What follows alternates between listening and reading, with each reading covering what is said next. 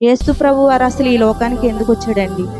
మన కోసం మరణించడానికి, ఈ లోక పాపము నుంచి మనలను రక్షించడానికి యేసుక్రీస్తు వారు ఈ లోకానికి మన కోసమే వచ్చారు. మనం ఎందుకు వచ్చాము? మనం ఏం చేస్తున్నాము? దేవుని యొక్క చిత్తాన్ని యేసు ప్రభు వారు ఏమని చెప్తున్నారు? నీ చిత్తాన్నే సిద్ధించు, నా విషయంలో నీ చిత్తం ఏమై ఉందో జరిగించు ప్రభువా అనేసి యేసు ప్రభు వారు చెప్పినప్పుడు, మనమైతే ఈ లోకంలో ఉండి మన ఇష్టానుసారమైన జీవితాలు జీవించుకుంటా, మనకిష్టానుసారమైన పనులనే పెట్టుకొని మనకిష్టం వచ్చినట్లే మనం నడుచుకుంటున్నాము. మనం ఎప్పుడు కూడా దేవుని పనిని నెరవేర్చేవారుగా ఉన్నామా లేదా అని మనం ఒకసారి అర్థం చేసుకొని ఉండాలి.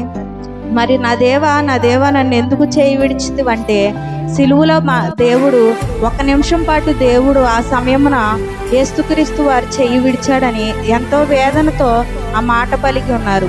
మనకు కూడా ఏదైనా సమస్య వచ్చినప్పుడు, దేవా నన్ను ఎందుకు చెయ్యి విడిచితివి, అయ్యా దేవుడు నన్ను ఎంతో విడిచిపెట్టేశాడని మనం అనుకుంటాము. 1 నిమిషంలోనే దేవుడు మనల్ని విడిచిపెడితే మనం ఉండగలమా? దేవుడు ఎప్పుడు కూడా మనల్ని విడిచిపెట్టడు. మనమైతే దేవుడిని ఎప్పుడు నిందిస్తూనే ఉంటాం. నాకే ఈ శ్రమలు, నాకే ఈ బాధలు, నాకేనా ఇవన్నీ, దేవుడు నన్ను విడిచిపెట్టేశాడా అనేసి మనమే అనుకుంటాం.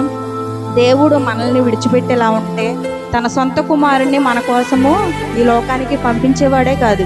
దేవుడు మనల్ని ఎంతగానో ప్రేమించి ఈ లోకంలోకి తన కుమారుని పంపించాడు. మన కోసమే మరణించాడు. ఆయన మన కోసమే మరణించి తన ప్రాణం సైతం మన కోసం ఇచ్చాడు. మనమైతే ఒక సమయాన్ని కూడా ఆయనకి ఇవ్వలేకపోతున్నాం. ఈ లోకంలోకి మనల్ని పంపించిన దేవుడు ఈ లోకంలో మనల్ని నిర్మించక ముందే ఈ లోకంలో ఉన్న ప్రతీది మన కొరకే ఏర్పరిచాడు. మనమైతే ఈ రోజు నేను పని చేసుకోవాలి, నేను పనికి వెళ్ళిపోవాలి, ఈ రోజు నాకు వచ్చే కూలిపోద్దని దేవునికి కూడా సమయాన్ని ఇవ్వకుండా వెళ్ళిపోతున్నాం. మరి యేసుక్రీస్తు వారు అలా లేడండి. ఆయన చిత్తాన్ని నెరవేర్చడానికి ఈ లోకానికి వచ్చాడు. మనల్ని ప్రేమించి మనం ఎలా నడవాలో, ఎలా ఉండాలో మనకు ఒక మాదిరిగా ఉన్నాడు ఆయన. మరి 40 దినాలు ఉపవాసం ఉన్నప్పుడు, ఆయన శోధించినప్పుడు అపవాదికి చిక్కుపోలేదు, అపవాది మాటల్లో పడిపోలేదు. అదే మనమైతే అపవాది ఏదైతే చెప్తాడో ఆ మాటల్లోనే వెళ్ళిపోతూ ఉంటాము.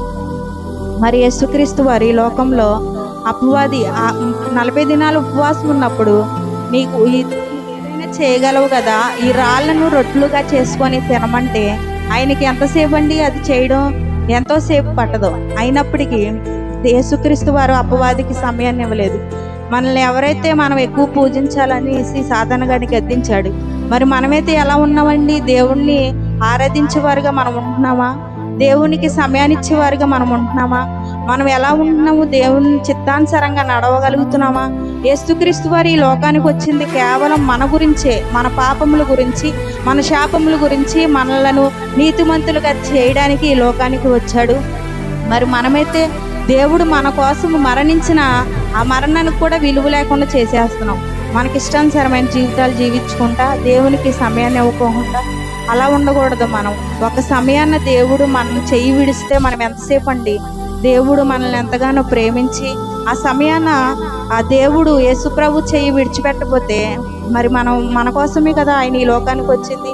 1 నిమిషంలో పాటు ఆయన ఎంత వేదన కలిగి ఉన్నాడు మన కోసము. అసలు యేసుప్రభు వారు ఎందుకు మరణించాలి? మన పాపముల కొరకు, మన తలంపులు, మన ఆలోచనల కొరకు ఆయన ఈ లోకానికి వచ్చి మరణించి ఆ చెయ్యి విడిచిపెట్టకపోతే మన కోసము మనం ఇలా ఉండేవారమే కాదు.